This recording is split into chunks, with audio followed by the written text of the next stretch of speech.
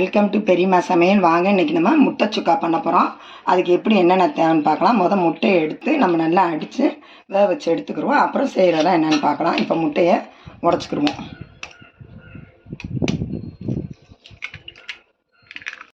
இப்போ முட்டை ஒரு 5 முட்டை அடித்து வச்சுருக்கேன்.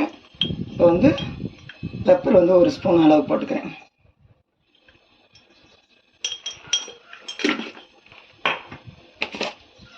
சால்ட்டு தேவையான அளவுக்கு சால்ட்டு நல்லா அடிச்சுக்கலாம்.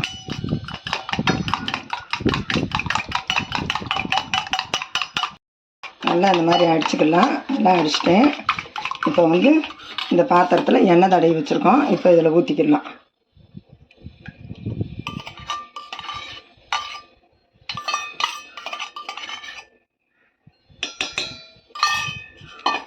இப்போ அடைச்சிட்டு தண்ணி ஊற்றி உள்ளே நம்ம ஸ்டாண்டு வச்சுருக்கோம்.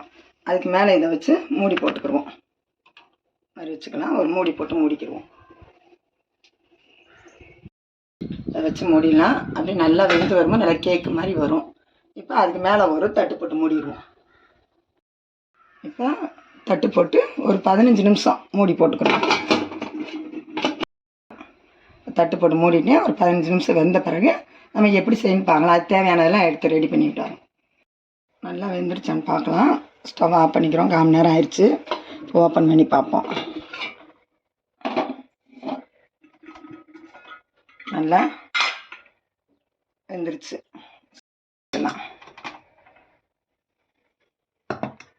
ஒரு 2 நிமிஷம் ஆறவும் நம்ம எடுத்துக்கலாம்.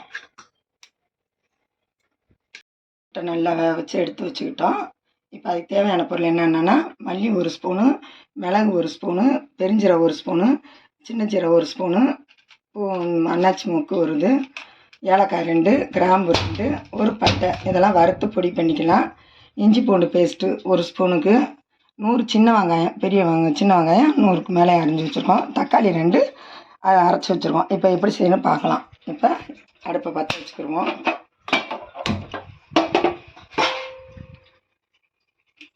எண்ணெய் ஊற்றிக்கிடலாம்.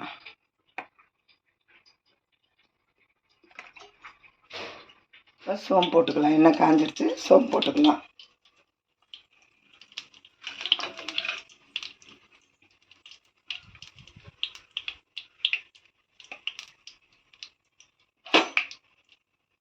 வெங்காயத்தை சேர்த்துக்கலாம்.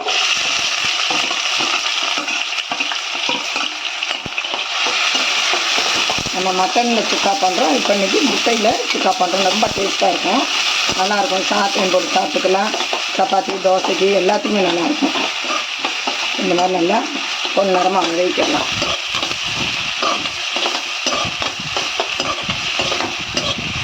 எடுத்துக்கலாம்.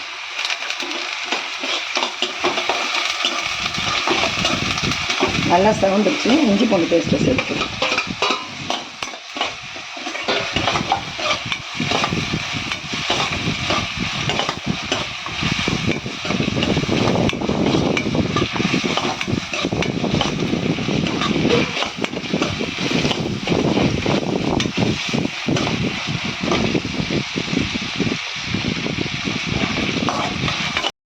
நல்லா வதங்கிடுச்சு. தக்காளி சேர்த்துக்கலாம். 2 தக்காளி போட்டிருக்கோம். புளிப்பு டேஸ்ட்டுக்காக 2 போட்டிருக்கோம்.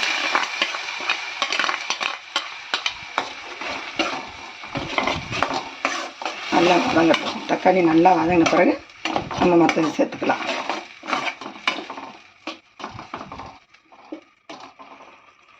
சேர்த்துக்குவோம். மஞ்சள்தூள் 1 ஸ்பூன் அளவுக்கு, தனி மிளகாத்தூள் 1 ஸ்பூன் போட்டுக்குவோம். காரத்துக்கு தகுந்த மாதிரி. ஏன்னா பெப்பர் சேர்க்குறோம், அதனால் இந்த அளவு போதும்.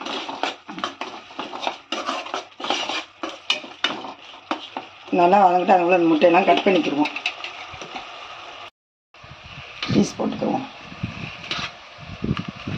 நல்லா கேக்கு மாதிரியே இருக்குது. அப்புறம் கொஞ்சம் தண்ணி சேர்த்துக்கிடுவோம்.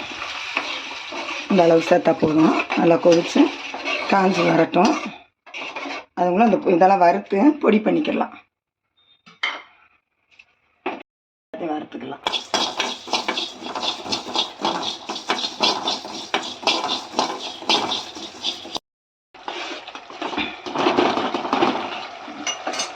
இப்போ நம்ம முட்டையெல்லாம் சேர்த்துக்கலாம். பார்த்தீங்களா, துண்டு துண்டாக இருக்குது, பீஸ் பீஸாக. இது சேர்த்துக்கலாம்.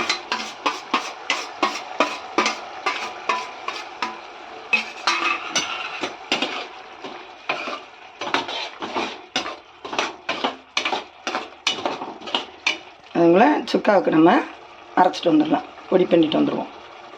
நல்லா வேகட்டும். இதை பொடி பண்ணி எடுத்துக்கிறேன். நல்லா நைஸாக பொடி பண்ணிட்டோம். இப்போ போட்டுக்கலாம்.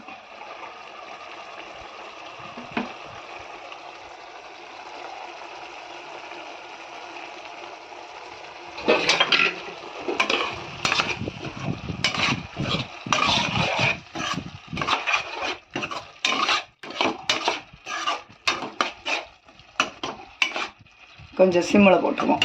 அந்த மசாலாலாம் ஒன்று போல் சேர்ந்து வரட்டும். முட்டை சுக்கா. இப்போ நம்ம வந்து மல்லித்தலை தூவிக்கலாம்.